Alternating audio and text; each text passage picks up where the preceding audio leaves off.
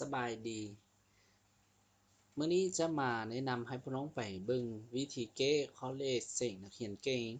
คณะข้อหลวงที่ผ่านมานี่จะเป็นข้อหนึ่งที่มีหลายน้องเก้บ่ได้เนาะเพราะนี้เป็นข้อเลขที่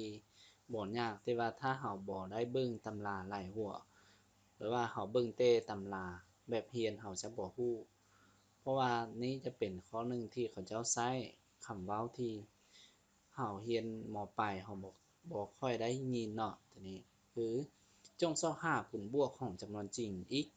ทั้งหมดที่เฮ็ดให้มาติด a เท่ากับตัวนี้เป็นมาติดเอกฐานที่มีค่าเท่าใดตัวนี้คือเราต้องอ่านคำถามให้เข้าใจเนาะหมายความว่าเราต้องไปเซาะหาผลบวกของ x นี่ x คือตัวเปลี่ยนอยู่ในมาติดนี่เราอยากเซาะหาได้ผลบวกเราต้องรู้ว่า x มีค่าเท่าใดฉะนั้นนี่จะเป็นข้อเลขหนึ่งที่หลายน้องเก็บบ่ได้หรือว่ามีบางน้องรู้ลักษณะแต่ว่าเก็บไปบ่ถูกก็บ่ได้คะแนนเต็มเนาะฉะนั้นอาจารย์นำให้พี่น้องไปเก็บถ้าเฮาเสียงออกแบบนี้เฮาสามารถเก็บได้ถ้าว่าเขาเจ้าเปลี่ยนตัวเลขเพราะว่าข้อนี้จะเป็นข้อหนึ่งที่หลายปีที่เขาเจ้ามักออกเสียงเนาะเขาจะไปเบิ่งวิธีเก็บนำกันเลยจากข้อมูลที่เขาเจ้าให้มา A เป็นมัตติเอกฐานฉะนั้นเราต้องรู้มัตติเอกฐานเป็นมัตติที่มีลักษณะคือแนวใดคือมัตติเอกฐานจะเป็นมัตติที่มี determinant เท่า0หรือว่าเรามีตัวนี้เท่า0เราก็สามารถสรุปได้ว่า A เป็นมัตติเอกฐานได้คือกันฉะนั้นเราไปนำไซต์ตัวนี้เราจะไปไล่ determinant ของ A นี่คือให้มันเท่า0หลังจากนั้นเราจะเกสสมผลตัวนี้เราได้ค่าของ x ไปไล่ตัวนี้เท่า0เราจะเพื่อให้ง่ายเราจะตืม2ฐานตัวนี้ตำหลังนี่เพื่อเราจะไล่นี้ง่ายกว่าหลังจากนั้นเราจะคำนวณตัวนี้1คูณ1คูณ5จะได้ตัวนี้บวกกับ0คูณ0คูณ x นี่ได้ตามตัวนี้หลังจากนั้นลบ x กำลัง2คูณ2คูณ3จะเขียนตามตัวนี้แล้วลบกับ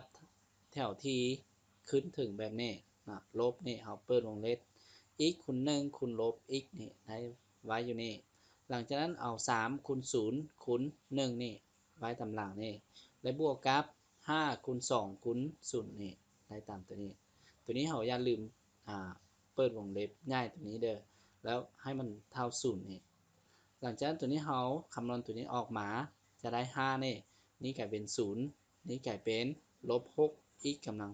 2และตัวนี้กลายเป็นลบ x กำลัง3แต่ว่าลบอยู่นอกนี่คุณเขาจะได้เป็นบวกฉะนั้นเราจะได้ x กำลัง3ลบ6 x กำลัง2บวก5เท่า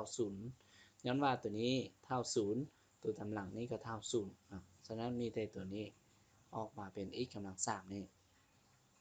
นี่คือสมผลขั้น3เนาะที่มี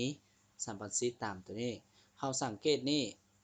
x กำลัง3ลบ6 x กำลัง2บวก5เท่า0เราเอาสัมประสิทธิ์แต่ละอันนี้บวกกันมันพอดีออก0ฉะนั้นมีใจผล1เท่า1เราสามารถแยกออกเป็นส่วนคูณได้แบบเท่า x ลบ1คูณหาร x กำลัง2ลบ 5x ลบ5เท่า0นี่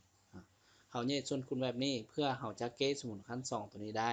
สมมุติขั้น1ตัวนี้มันก็ต้องได้อยู่แล้วแล้วเราไปเก็บตัวนี้เราจะได้ผลคูณ2อันนี้เท่า0ก็ต่อเมื่อ x ลบ1เท่า0หรือ x กำลัง2ลบ 5x ลบ5เท่า0เราเก็บตัวนี้ได้ x เท่า1และสมมุติขั้น2ตัวนี้เราเก็บโดยการใช้เดลต้าเราจะได้ x เท่า5บวกหรือลบ5คำ2 3 5คำ2ของ5ส่วน2นี่น้องให้หวังว่าน้องใดก็สามารถเก็บได้เนาะข้อนี้ฉะนั้นหลังจากเราได้ x เท่า1 x เท่า5บวก5 3 5คำ2ของ5ส่วน2และ x เท่า5ลบ3 5คำ2ของ5ส่วน3ส่วน2นี่เราจะมาตอบคำถามของเพิ่นถามว่า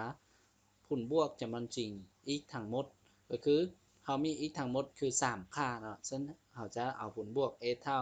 x 1บวก x 2บวก x 3นี่เนาะคือเราจะเอามาบวกกันแบบนี้แล้วเอาค คำนวณออกมาจะออกอยู่6นี่